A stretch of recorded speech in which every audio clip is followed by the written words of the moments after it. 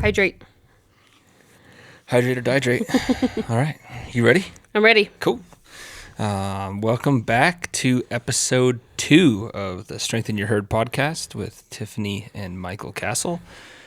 If you've stuck through the first one, thanks. Bear with us as you figure this out along with us because we're still figuring it out ourselves. Tonight, we're going to talk about what Strengthen Your Herd means to me and tell you a little bit about the history of the concept and where it might go in the future. So, yeah. Yeah. Mm-hmm. So, let's start off with why Strengthen Your Herd for the name of this podcast. Well, we talked a little bit about how we got into bison in the last one with the joke turned to dream turned to reality, and now here we are with bison. And somewhere in the middle of all that, we had to figure out a little bit more than just, okay, we're going to have a piece of dirt and then we're going to put some bison on there and that'll be that. We had to figure out what it was going to look like for us, what it was going to mean, and what kind of business we were going to form around it. And it's a business for, like, formal purposes, I guess, more than anything. Like, tax purposes and just to be official. For us, it's a lifestyle. Yeah. But for the government, they want their piece of the ranch pie. So. Yeah. So we were trying to figure out what the business side of things looked like. And part of that is coming up with logos, coming up with slogans, vision statement for the business and things like that. And we were trying to figure out what our slogan might be. And we had spent a couple weeks thinking about things, trying to figure out what fit. And for me, I kept coming back to how we ended up with bison, really. And it's their nature and our needs. Their nature in two ways, really. Their herd dynamics, how they interact with one another. Everyone's heard the story about, you got to be like the buffalo because when a storm comes, they face into the storm and they take it head on and they run into the storm to get to the other side instead of running away from the storm or the conflict or the problem or the obstacle in your way. So that was kind of cool. There's a lot of merit to that, and that, among other things, they really take care of each other.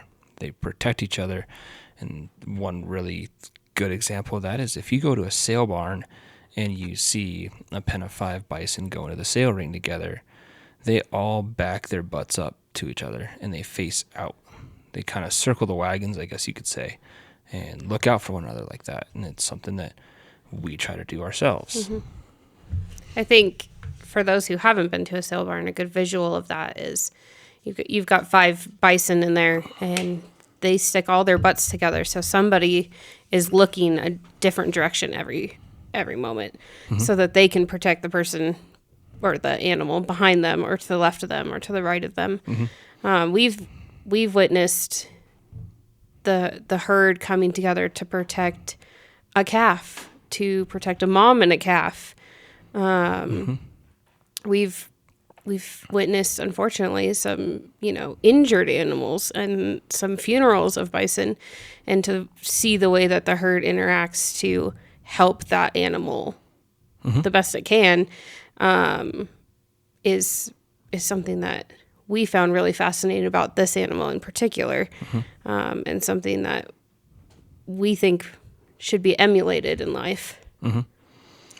It came down to their nature in that regard, how there are a lot of things that we should model ourselves after them. Mm-hmm. They take care of each other, and they have each other's backs, always. It's really fascinating to see that in a wild animal, and we can learn a lot from that. The other part of the nature that we wanted to talk about was the way it fuels us, what their meat can offer us in the nutritional sense. And we'll probably talk about the bison advantage at some point, and compare bison nutrition to that of beef and poultry and fish and things like that. But for now, you can go ahead and look up yourselves, and you'll find that bison is a top tier, clean source of protein for you. It's a good way to fuel yourself and your family and keep yourselves hopefully healthy. We started trying to break ourselves of the trash American diet that most of us eat and incorporate cleaner foods, instead of all the processed trash. And that's how we started eating bison. And we noticed things like, you take a bison ribeye compared to a beef ribeye, right? And how does that make you feel? So we really noticed it with, I have autoimmune issues.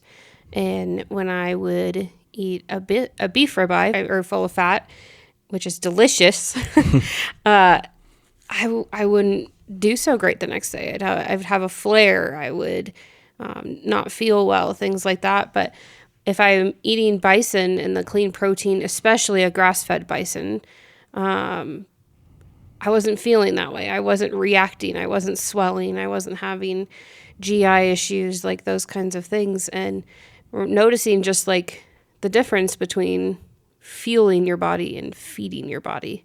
There's a difference.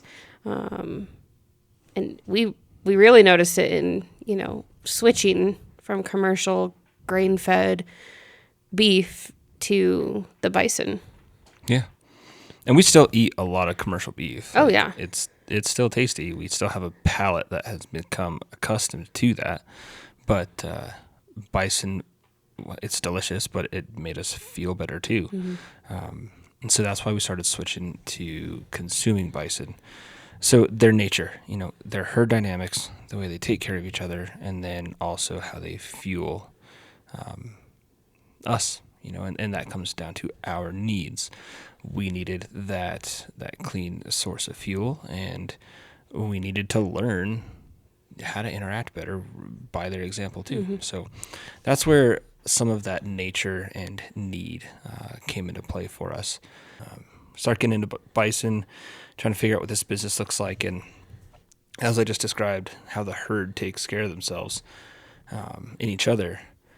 It's really easy to want to adopt that herd philosophy, which is pretty contradictory to like our belief system. We're not typically just go along with the herd, like herd mentality kind of people, especially these last handful of years. But with bison, we thought it fit. I think there's a difference between going along with a herd and having your own herd. Having people that surround you. In nature, there are different herds, and that doesn't mean they're necessarily all doing the same thing and going the same places. So I think when we say, we're not typically the type to follow along with what everybody else is doing, but that doesn't mean we don't surround ourselves with like-minded people. Yeah, if we were doing what everybody else wanted to do, we'd be on a hobby farm with mini Highland cows. I mean, that's what everybody else wants to do. Everybody else is sitting in suburbia, which is great. I mean, we lived that life and it was great. It wasn't our forever life. But in the last few years, a lot of different buzzwords have been out there. Like for a long time, it was your squad, right? Like squad goals and all that. That was some hood rat stuff, if you ask me. And then tribe really caught on, which, okay, like Find it's your a tribe. little bit cooler, I guess. And then we kind of settled in the herd, and now that's caught on in a lot of different ways too, which is kind of a bummer because we do like to be different. But that's where we got the herd. It's from bison and how they take care of each other. They serve each other, and they do a pretty good job of it. And then, just figuring out the rest was, I thought about a few different phrases. One was unite the herd, but really it came down to strengthen your herd. And I was driving down Highway 52, just a little ways west of I-25, and it just came to me. And I texted you, and without a conversation, you're like, yep, and that's it. We just knew that strengthen your herd is what we wanted to build this on. I think we both have different ideas of exactly what it means in our head, but with the same end goal. And different ways in which we execute that in our own lives. Yeah. And we don't always execute it in our own lives, but we try dang hard.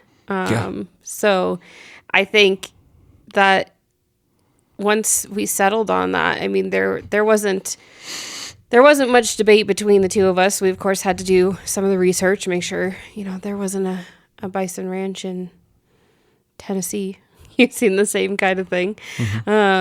We did some of that, and, we started really implementing it into our business. What we didn't really expect was how much it would implement into our lives and our behavior, and how often it would come back up in what we wanted to strive for in our personal lives as well as the business. Yeah. And it was a new way for us to articulate some deep-rooted and long-standing values that we already had. And like you said a second ago, like, we don't always measure up. We don't always meet the standard. So this is my disclaimer. Like, going through this, trying to figure out what strengthen your herd means to me, it's the best version of me that I strive to be. It's a goal that I have. It's not something that I'm able to do every day or even regularly. Like, I fail in a lot of different ways on a regular basis. But the idea, this concept, the philosophy, the mindset is something to strive for and push for me anyways. Yeah. So with that being said, let's talk about what the herd is, right? A herd is a group of animals, or in this case, we're talking about people. It's a group of individuals. So strengthen your herd. Like, there's me. I'm part of this herd. And then immediately outside of me is you and now our kids. The next ring in that circle is going to be our extended family. And our, some of our close friends fit right in there too. And then beyond that, we're talking about maybe some friends and coworkers and neighbors that aren't quite in that inner circle by design, but still mean the world to us. Yeah. And then from there, you're just going to your community in general, whether it's the region out here, maybe your neighborhood, your church community, whatever it might be, your industry, your profession. Yeah. Coworkers. Yeah. It gets pretty wide when you really think about it, and you start thinking about that kind of ripple effect and who you want to impact and how you're going to do that. How are you going to reach those people who aren't necessarily exactly your extended family? You have to go think further than that, because every decision that we make has that ripple effect. Everything we do, every decision we make is an opportunity for us to strengthen our herd or degrade it. Yep. Like, nothing is stagnant, right? Like, things are either getting better or they're getting worse. Yep. Nothing just sits there. Our heads, our hearts, our bodies, our relationships, our careers, nothing is stagnant, right? Everything is in constant flux and motion. So when I walked out of Baumgart's today, and there was some dude I had never seen, never met, but it was one of those weird random moments where you make eye contact and it's like, well, do I just ignore you now? No, just smile and be like, hey, how's it going? Yeah. And, a lot of times it catches people off guard. And sometimes it's just good. And they keep walking. Okay, cool. Like, you smiled at someone and you just took a second to be like, hey, how you doing? Yeah. And then once in a while it generates a little bit of conversation. Yeah. It happened twice to me today with those weird, random, awkward eye contact moments.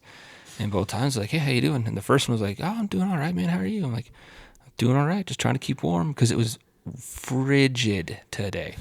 And then he went inside and I went to the truck, and that was it. But something as simple as walking out of the store, you have an opportunity to smile at someone, say thank you to the cashier. Like, whether they're having a good day or a bad day, or you know what's going on in their life, it doesn't matter. Just treat them with decency and some kindness, some respect, because we all deserve that. Yeah. It's, you just never know when that person needed that recognition, to be seen. And even if they don't, like, it doesn't hurt anybody. It's nice to be neighborly. It's nice to know you're in a community with friendly people. It's a simple, easy thing to do. And there are a lot of those kind of decisions you can make throughout your day, saying thank you, returning the car, asking if, your friend needs something. Like, it's just a simple text. There are a lot of really easy ways to go about doing that. So, but like you said, every decision you make, every word that comes out of your mouth, everything you do is an opportunity to strengthen your herd. And that starts with your decisions, with your choices, with you getting a rein on your reaction and your default programming, because mine sucks, and I have to be aware of that and not get angry about stupid, silly things, which is weird that, like, stupid, silly things sometimes set me off, but big catastrophic things, like, we power our way through that, no problem. But those small decisions from one moment to the next are opportunities for you to strengthen yourself. And if I'm going through my day making decisions on how to do the right thing, to choose the right thing, then hopefully that's spilling over to you and our kids. yeah. And that's a way of me strengthening myself by developing those good habits, trying to at least, and then treating you with decency and respect. It's easy to say that, and we can all on paper or in conversation agree that everybody deserves that. But are we doing that for each other? Like, are we doing that within the walls of our own home? Let alone, are we doing it when you're in traffic and someone needs to merge and they've had their signal on, or they haven't had their signal on, they cut you off? Like, do you want to be a jerk and honk your horn and flip them off? I can tell you, yes, I want to. Like, I get road ragey. Traffic. Should you? Yeah, traffic sets me off. But take that deep breath and be like, you know what? Maybe they didn't see me. Maybe they got an emergency going on. Who knows what's going on? Just try to give them the benefit of the doubt. Give them the space they need to get into that lane. Yeah. Put your grocery cart back. Yeah. It's a simple thing. Just go do that, please. And say thank you. Smile at people. Like, Well, I think in your career, you've learned that a lot of the time people are just having a bad day. And yeah, good people having a bad day. That's almost entirely who I deal with. Yeah, but just try to choose the right thing. The first memory I have of an articulated or defined goal, guideline, something like that, was when I was a really young kid. I was like, I don't know, 6, 7, 8, somewhere around there. And I lived in Tucson, but my grandma lived in Phoenix with my grandpa. And we would go up there from time to time, and we'd do an overnight or a weekend, and they would take us to church on Sundays. And then there was one Sunday morning that she gave me a ring. I'm like a 7-year-old boy. I don't care about jewelry. I don't want a ring. Give it to my sister. But like many young boys, I was fascinated with knights in shining armor and dragons and castles and all that cool fantasy adventure stuff. Well, the ring she gave me had a red shield on it with 3 letters in it, and it was CTR. And it stood for Choose the Right. And that was the first memory I have of getting guidance or having a tangible, I mean, obviously a physical representation or reminder, a ring on my finger, but something defined and set, founded, of choosing the right.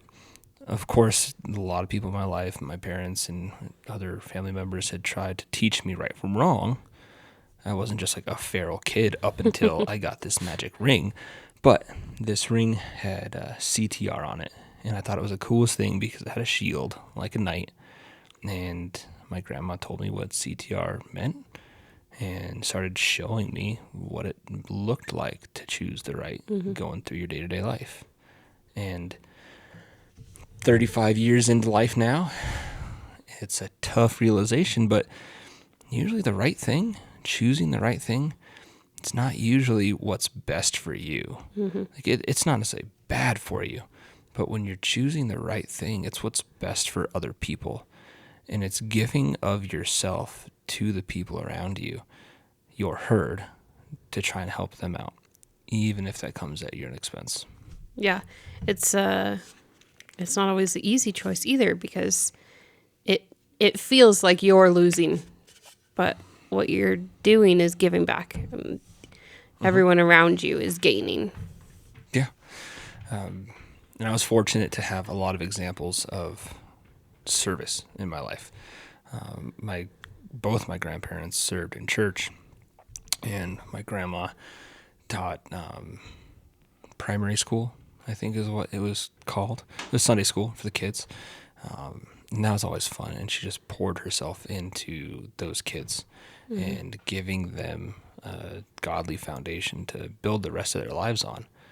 Like, when you're doing stuff with kids, like, it might seem like you're just hoping they don't eat a crayon, but every Sunday she was there working hard to build that foundation for the rest of their lives, and set that example and lead them.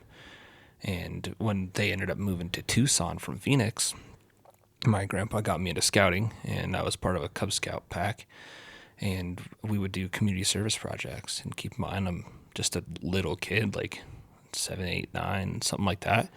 Well, on one of these community service adventures, we were doing just labor, yard work, landscaping, and stuff like that at a convent in Tucson for some nuns that lived there. And Jeff showed up. Jeff was living in Colorado at the time. And if anyone doesn't know, do you want to lay that out? Yeah, so that people kind of know a little bit about your history, your bio dad was in an accident when you were 3. Yeah, and an accident when I was 3, then died when I was 6. Yeah, and so there was a little while there where there wasn't necessarily a father figure as far as married to your mom There were kind of thing. Like, my uncle did a great job of being there. My grandpa, Gramps, my grandpa, granddad. There were people stepping in to help out. And then along came Jeff, who actually is your mom's high school sweetheart. And they ended up finding each other again around this time. But at the time that you're talking about, Jeff was just your mom's high school friend who happened to be living in Colorado and still had family in Tucson, and was down visiting his family for a vacation. Yeah. So he was down on his own time, catching up with friends and family and stuff like that. And he shows up to do yard work with a bunch of 8-year-olds. Like in the Tucson heat. Yeah. With long hair. Yeah.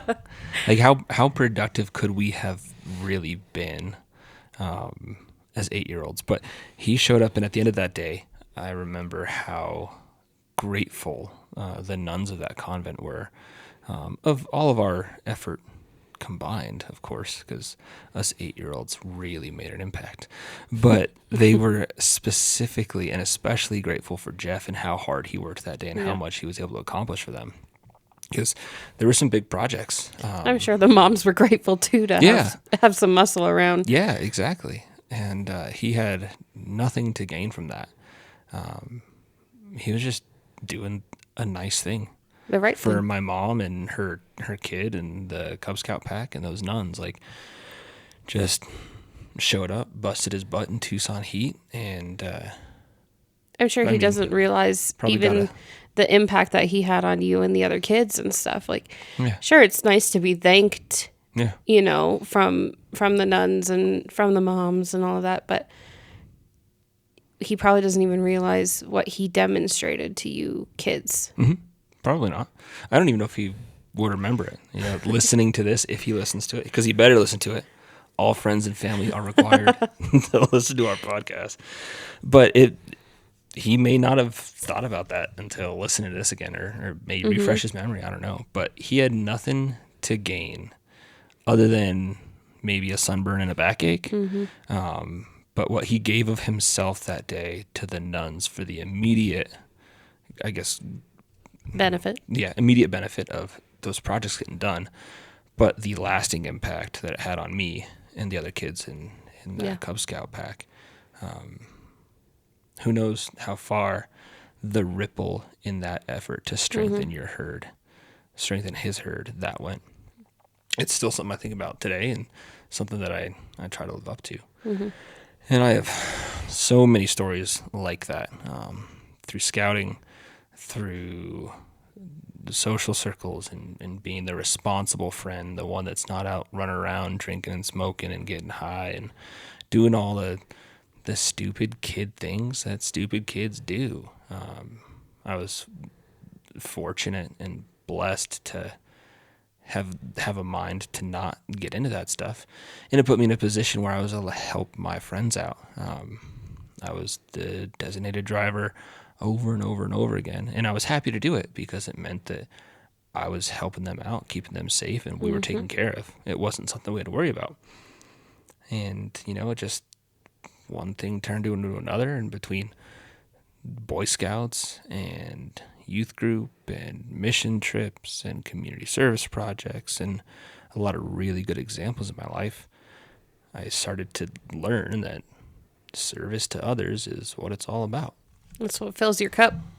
And I think as long as I've ever known you, that's been pretty ingrained in you. I think, not to say that it comes naturally. I think to protect people comes very naturally to you. I think that that's pretty second nature. You've been doing that since your dad was in his accident. It's been very second nature for you.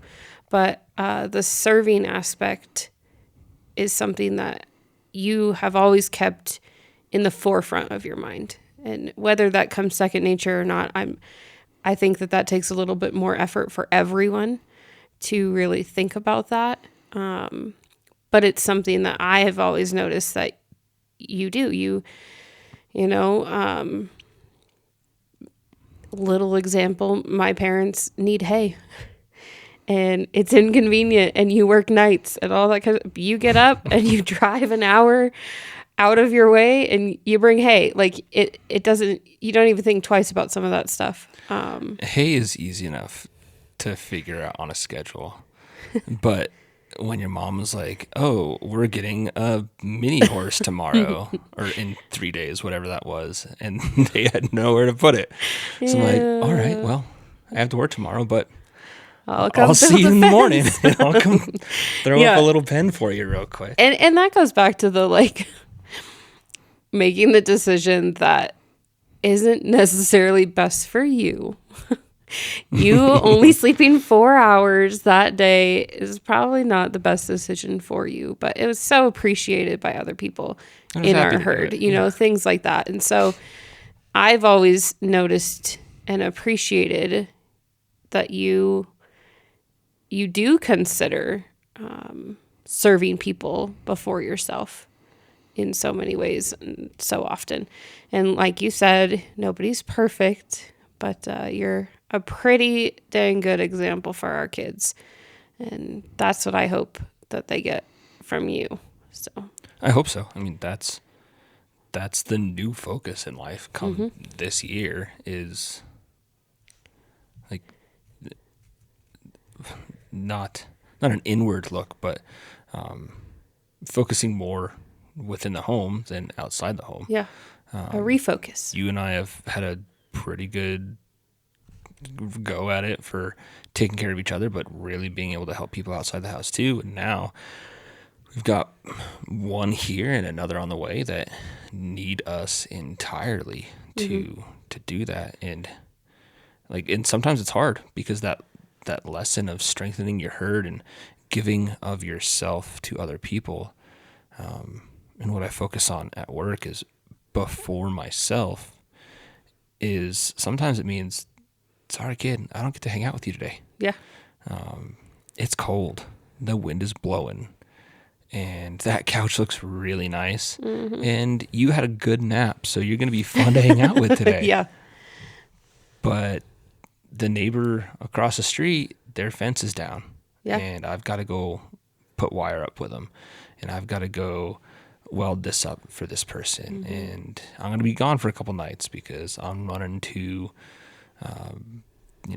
just north end of Wyoming to help weld some stuff out up there. Like, I'm happy to do those things. And it gives me an opportunity to continue strengthening those members of our herd. And hopefully, once they're old enough to see it, they'll see that as an example. Yeah. They'll recognize the value in it.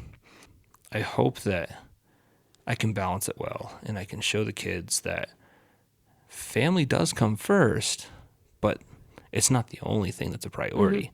It's a revolving list of priorities. And the family is always considered first, but sometimes the family has to sacrifice for other people. And that's another example of strengthening your herd. So what am I doing to strengthen myself? Am I eating right? Am I being physical? This year I've not spent near as much time in the gym as I would like to. I've been on that Ranch Fit program instead, just constantly building fence and fighting tumbleweeds and whatnot. Yeah. Take out all of our fence and twice in a 3-month period with a newborn. Yeah. But, am I physically capable of taking care of myself so that I can take care of you and the kids, so that I can go put in long days of work with the neighbors, or I can go help other people with other things, personally or professionally? Can I get through a shift and lead my team?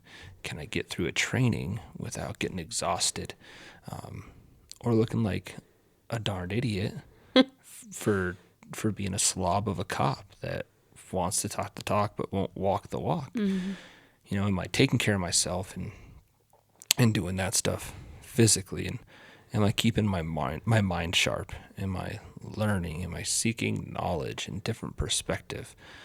Am I reading? Am I taking care of myself spiritually and emotionally? Like, am I getting what I need to take care of myself? Learning new skills as like technology changes and times change. I mean, in your career alone, the technology is just ever changing. When I got hired, I had a flip phone. Yeah. And now I fly drones for the That's department. what I was gonna say. Now you're using, equipment like a drone and getting your drone pilot license and things like that, just to That's right. I'm a pilot. keep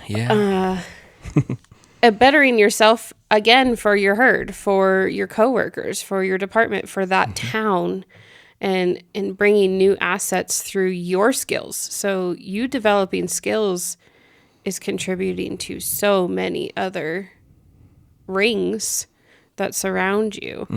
And so taking care of yourself physically, sleeping, eating right, those are all things that are hard to do, especially when you're working as much as you do, commuting as much as you do, and then have kids on top of that. It's hard to do, but in order to strengthen your herd, you have to be strong yourself. Yeah, that's it. I can't set a foundation for you to stand on if I'm going to crumble underneath the weight. I've got to take care of myself so that I can take care of you. That's just what it comes down to. There are too many people that depend on us for us to not be able to answer that call. And that's just it. Like, we could get away with a lot more or a lot less, depending on how you look at it, if we were those types of people that you go to work, you punch in, you go through the motions, you punch out, you go home, you eat trash, you watch trash, and you just repeat for 5 days till you get to the weekend. And then what do you do come the weekend? Like nothing productive for yourself, for other people. You just sit there in your underwear, eating Cheetos and watching football. Yeah. And if that's your thing, cool. Like, that's fine. I'm not. Everybody it sounds like I'm needs coming to down do- on you, but I'm not coming down on you. Like, you can do your own thing, but that's That's not us. That's not us. Have a hard time sitting still and have a hard time not working towards something. Yeah. I think that's another reason we really the bison idea stuck for us is we still have, but we had a beautiful life that everybody dreams of in the suburbs, a beautiful house, walking Vinyl distance. white picket fence. Yeah, white picket fence.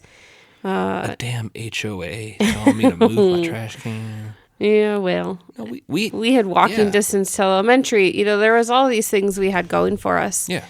But it was just us.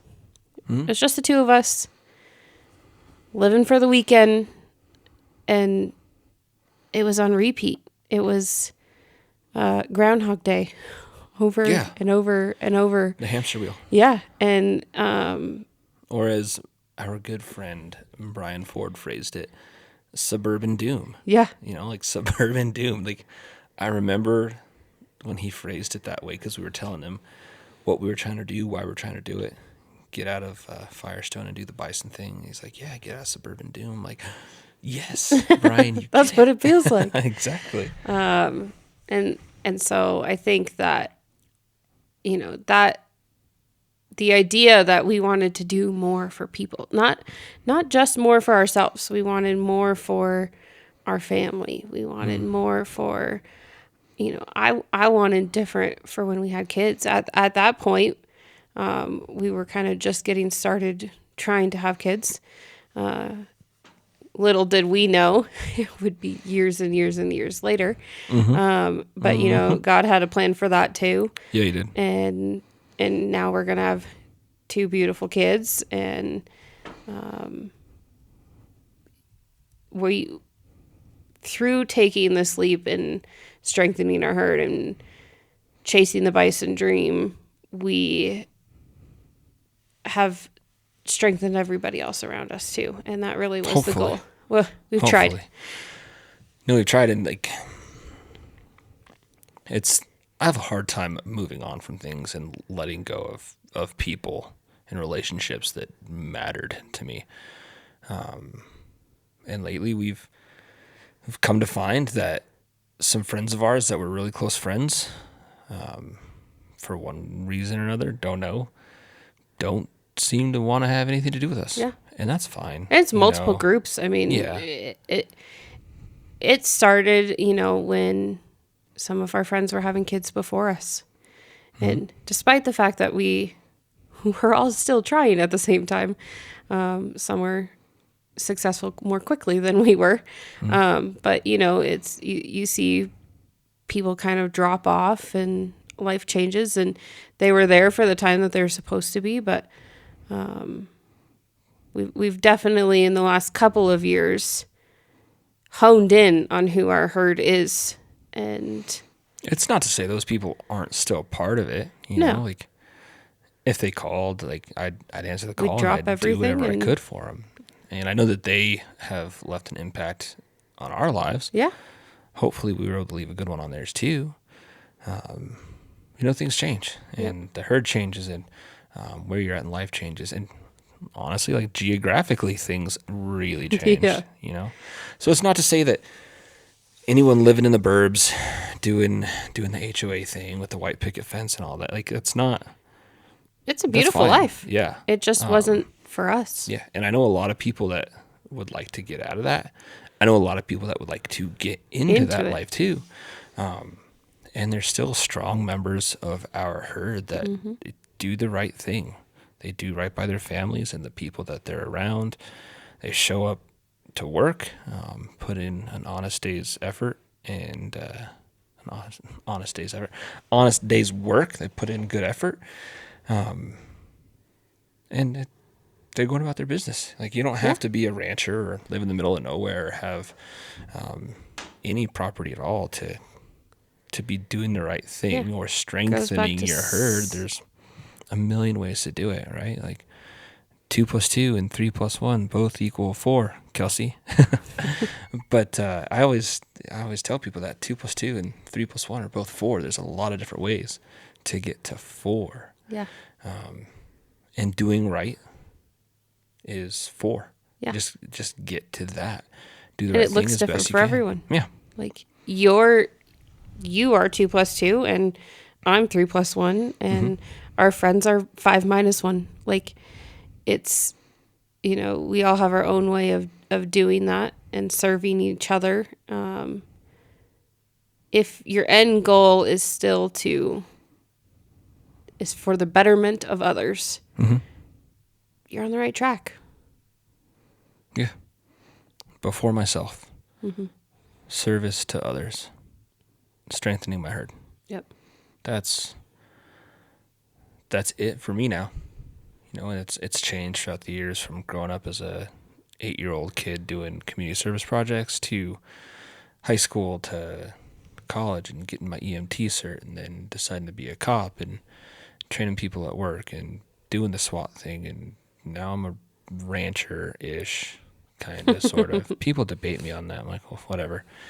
I don't have time to debate you on whether or not I'm a rancher because I have fence to fix. So, but it's just always looking for those small opportunities to build yourself into what you want to be. And that changes.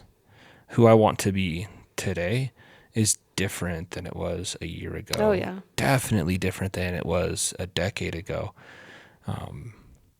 But tying back into the idea that nothing is stagnant. Like, you're either getting better or getting worse. Yeah. Always try to be getting better so that you can do better for the people around you. And hopefully that impact just keeps rippling out and you have an impact. Yeah, it's a call to service. God has called us to serve others and love others. I'm not here to serve myself. It's just not what it is. Doesn't mean once in a while I don't do something that I have fun, like I enjoy things. But like yesterday was beautiful weather. It would have been a great day to shoot. I cleaned your car instead. Yeah. And I thought about man, the wind isn't blowing. It's like 50 degrees. I mean, that happens like 4 days a year. I'm just saying. Yeah. And instead I cleaned out the expedition and we made sure that we had hospital bags packed and ready to go. Yeah. So that, God forbid, May comes early. She does come early. We are ready to go. We can jump in there, whether it's you by yourself or me jumping in to drive. Like, we've got a bag for you, me, Owen, and we have stuff for her. Like, we're set. We're good. There was me not shooting yesterday so that we could get the car prepped so that I could strengthen our family to strengthen our daughter coming. Yep. Didn't even think about it like that yesterday until talking about it now, but that's it. I mean, there's a million stories that I could go over, countless leaders and examples and just pillars in my life that I could brag about and tell you how they've impacted me. But all it comes down to, for me, strengthen your herd means strengthen yourself so you can strengthen those around you, and hopefully they can strengthen those around them. That's it. Do the right thing. Yep. Help people. Say hello. Love people. Don't be a jerk. Yeah. It's hard sometimes, but don't be a jerk. That's it. So, what else? What do you think? I think that's a good summary. I mean, coming up, we'll kind of talk about what Strengthen Your Herd means to me. And though we really are very blessed to be on the same page the majority of the time. That's because I got you trained up so well now. Yeah, that's it. We both have different views on things, different, lenses we look through all of this at, and what your acts of service are compared to my acts of service look very different. What strengthening the herd looks like to me looks different. So coming up, we're going to kind of do that, but it is going to be more than just you and me. We're going to do kind of a Meet the Herd series. That'll probably be sprinkled in throughout some of our more like serious topics and things like that. But, meeting some of the people like you talk about that have been pillars in our lives, in our journey, in our marriage, in the bison world, in business, in life, in parenting, and kind of hearing when these people hear Strengthen Your Herd, what does that look like for them? How do they apply that to their lives, and their businesses and their families and things like that. So I think that's going to be an exciting little series we sprinkle in, and hopefully you guys are all along for the ride. You won't have to just listen to Michael and I. We'll sprinkle some fun other people in there too. So, then a lot of the people listening this early in the game, if they are listening, which they, like I said, they better be. We haven't notified you, but you're going to be one. We're keeping a list of people that we want on here, and it's going to be fun. I'm excited about it. And I guess that's a wrap. That's a wrap. That's Strengthen Your Herd to Michael Castle. Next one will be what Strengthen Your Herd means to Tiffany Castle. And go from there. Any parting thoughts, words of wisdom? Bye.